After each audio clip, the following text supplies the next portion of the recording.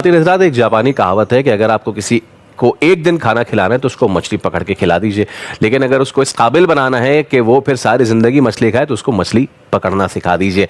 ऐसे बहुत सारे इदारे हैं हमारे मुल्क में कि जो काम तो बहुत अच्छे करते हैं, लेकिन एक ऐसा यूनिक इदारा है, एक ऐसी यूनिक फाउंडेशन है जो लोगों की सिर्फ मदद नहीं कर रही है, उनको माशरे का फाल हिस्सा बना रही है और थ्रू अ प्रॉपर मैकेनिज्म जो उनकी मदद करने भी आ रहे हैं उनको भी एम्पावर कर रही है कि वो अपने आप को एक फाल किरदार बना सके इस माशरे का। हमारे साथ मौजूद है आज सदर सबील मुस्तफ़ा फाउंडेशन अजमत मुजीब साहब। अजमत साहब अस्सलाम वालेकुम। सबसे पहले तो थैंक यू सो मच, बहुत शुक्रिया आपके वक्त का।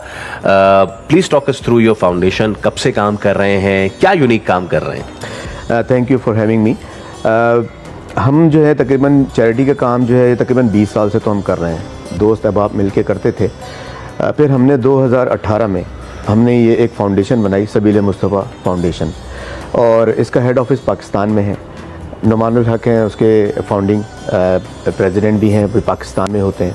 तो हमारा हेड ऑफिस पाकिस्तान में है, इसकी branches Canada, America, UK, Australia, Turkey यहाँ पर है। मैं प्रेसिडेंट हूँ सबील मुस्तफ़ा फाउंडेशन कनाडा का, और हमारे इसमें मुख्तलिफ़ प्रोजेक्ट्स हैं। इसमें जो हमने सिलसिला, जब पेंडेमिक से पहले आपको पता है पाकिस्तान के अंदर एक डिज़ास्टर हुआ, उसमें हमने बड़ी कोशिश की, वहाँ तक गए हैं उन इलाकों में, कैम्प्स, गर्म कपड़े लेके, शूज़ लेके, ऑस्ट्रेलिया, कनाडा से हमारा बहुत सामान, तकरीबन 9-10 कंटेनर उधर से हमने भेजे, और यहाँ पे हमारी टीम ने उन जगहों पे जाके मदद की जहाँ पे NGOs ने मना कर दिया था कि सिक्योरिटी इश्यूज़ हैं या हमारे पास इतने वसाइल नहीं हैं, पानी इतना है कि हम नहीं जा सकते, लेकिन हमारी टीम ने अल्हम्दुलिल्लाह वहाँ जाके लोगों की मदद की। तो उसके साथ हमने राशन तो तकरीबन हर फाउंडेशन यहाँ पे प्रोवाइड करती है। हमने ये एक सोचा कि राशन हम देते हैं एक फैमिली को और वो चलता है तकरीबन 1 से 1.5 महीना, लेकिन हम कुछ ऐसा करें कि वो फैमिली अपने पाँव पे खड़े हो, क्योंकि राशन ख़त्म हो जाएगा तो यू आर जी। तो फिर हमने हमारा तरीक़ाकार ये है कि हम फैमिली से ख़ुद मिलते हैं, उसको असेसमेंट करते हैं कि वाकई ये मुस्तहिकीन है, और फिर हम उनसे पूछते हैं कि आप क्या कर सकते हैं, क्या करना चाहते हैं। तो हमारी जो फैमिलीज़ होती हैं उसके अंदर यतीम हैं, बेवाएँ हैं और पीपल विद डिसेबिलिटी, तो उनको हम कोशिश ये करते हैं हम रोज़गार फराम करें। जैसे कि एक साहब हैं, उन्होंने कहा कि मुझे आप लोडर रिक्शा दिलवा दीजिए। तो हमारे डोनर्स हैं कनाडा में, और आई एम वेरी ब्लेस्ड कि मेरे अल्हम्दुलिल्लाह जो भी कनाडा में, बल्कि जो हमारे और दूसरे ममालिक में भी हमारे डोनर्स हैं, इतने हम्बल हैं कि हम एक कॉल करते हैं और वो लब्बैक कहते हैं कि ये हमारी तरफ से करिए। तो उन्हीं की सपोर्ट की वजह से हम ये छोटे छोटे प्रोजेक्ट करते हैं। तो हमने यतीम हैं, बेवाएँ हैं, किसी को एक खातून है वो बेवा थी, उन्होंने कहा मुझे आप एक स्टेशनरी की शॉप लगवा दीजिए क्योंकि मैं बाहर नहीं निकल सकती, मेरे छोटे बच्चे हैं। तो हमने असेसमेंट की, उसकी कॉस्टिंग निकाली और उनको हमने एक स्टेशनरी की शॉप करवाई। इसी तरह से 2 भाई हैं, उनकी बच्चियां भी हैं, उनकी हम कफ़ालत भी कर रहे हैं पढ़ाई में। वो नाबीना है, पूरी तरह से देख नहीं पाते, तो उन्होंने हमसे कहा कि हमें आप ग्रॉसरी स्टोर बनवा दें। तो हमने 2 ग्रॉसरी स्टोर पिछले साल उनके लिए बनवाए। तो इस तरह छोटे छोटे रोज़गार जो हैं वो हम कोशिश करते हैं कि लोग अपने पाँव पे खड़े हों।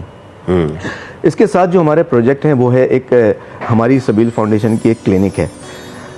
हमने वो क्लिनिक खोली है फैक्ट्री एरिया में, जो कि एक आम आदमी बीमार होता है और वो डॉक्टर की फ़ीस नहीं बर्दाश्त कर सकता, तो हमने वहाँ पे हमने कंपाउंडर रखा है और एक डॉक्टर रखा है जो कि पूरे लाइसेंस्ड है।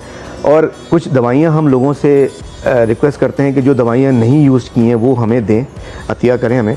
तो हमारे डॉक्टर साहब उनकी वेरिफिकेशन करते हैं, उन दवाइयों की एक्सपायरी चेक करते हैं, और जब वो ऑथेंटिक होती है तो उसको शेल्फ में रखते हैं। तो जो लोग आते हैं तो उनको हम फ्री ऑफ कॉस्ट जो है वो मेडिकल असिस्टेंस दे रहे हैं, और दवाइयाँ जो भी होती हैं हमारे पास मौजूद उनको हम देते हैं। इसके साथ हमारा प्रोजेक्ट है सबील आप, जिसमें हम उन इलाकों में वेल लगवाते हैं जहाँ पे पानी नहीं है। खारिया में एक स्कूल है 450 हैंडीकैप बच्चों का, वहाँ हमने एक वेल लगवाया जहाँ पे पीने का साफ पानी नहीं था। इसके साथ औरंगी टाउन की जो पहाड़ी इलाका है जहाँ पे टैंकर के भी एक्सेस नहीं होती, तो वहाँ हमने पहले एक वेल लगवाया, उसके बाद वो इनफ नहीं था, फिर हमने दूसरा वेल लगवाया। तकरीबन 500 फैमिलीज़ घराने जो हैं उससे मुस्तफ़ीद हो रहे हैं। अच्छा, इसके साथ हम जैसे फ़ॉरेन ममालिक में रहते हैं, वहाँ पे बड़ी अवेयरनेस होती है, सोसाइटियाँ हैं, जैसे कि ख़ास तौर पे जो ख़वातीन प्रेग्नेंट होती हैं उनको उस दौरान किन किन बातों की एहतियात करनी चाहिए, किन माहौल में उनको रहना चाहिए। तो हमने यहाँ पे एक वर्कशॉप डिज़ाइन किया है उनके लिए, और एक ख़ातून है हमारी, वो आलमा भी हैं, वहीं पे बच्चों को पढ़ाती भी हैं। तो अल्हम्दुलिल्लाह हमने वो स्टार्ट किया। आज तकरीबन 250 ख़वातीन हैं जो वर्कशॉप अटेंड करती हैं, और उनके साथ उनके वालिदैन और इनके इन-लॉज़ भी आते हैं। तो उसमें उनको पूरी तरबियत दी जाती है कि इस टेन्योर में उनको अपना कैसा लाइफ स्पेंड करना है। यानी कि आप सोसाइटी का कोई फैक्टर नहीं रहे हैं क्योंकि वक्त की कमी है, लेकिन जितना आपने बताया दरिया को कूजे में आपने बंद किया, यकीन करें जब हम अपने इर्द गिर्द इतना मनफी चीज़ें देखते हैं तो हम फिर ये सोचने में मजबूर हो जाते हैं कि आप जैसे और आपकी फाउंडेशन जैसे फाउंडेशंस हैं जिनकी वजह से ये मुल्क चल रहा है, जिनकी वजह से लोग जो हैं वो आसरा ढूंढते हैं। सर एक बार फिर आपका बहुत शुक्रिया, एंड प्लीज़ क्योंकि मेरा आपसे ताल्लुक भी है पुराना, तो मैं आपसे दरख्वास्त करूँगा इसी तरीके से खिदमत करते रहें, क्योंकि वो जो लोग जब दुआ देते होंगे जब अर्श तक जाती होगी तो अर्श तो हिलता होगा लाज़िम। बिल्कुल, मैं आखिर में ये कहूँगा कि हमने वो फैमिलीज़ देखी हैं जिनके पास है नहीं कुछ भी, लेकिन फिर भी वो नहीं मांगते। तो ऐसे लोग मौजूद हैं, और अल्लाह का शुक्र है सबकी सपोर्ट है जिसकी वजह से ये चल रहा है। चल ठीक है, थैंक यू सर, बहुत शुक्रिया। हमारे साथ सबील मुस्तफ़ा फाउंडेशन के सदर मौजूद थे, और यकीन करें कि इन्हीं लोगों की वजह से जो है वो इतने लोग बाइख्तियार बन पाते हैं और इतने लोग सोसाइटी का एक करामद हिस्सा बन पाते हैं।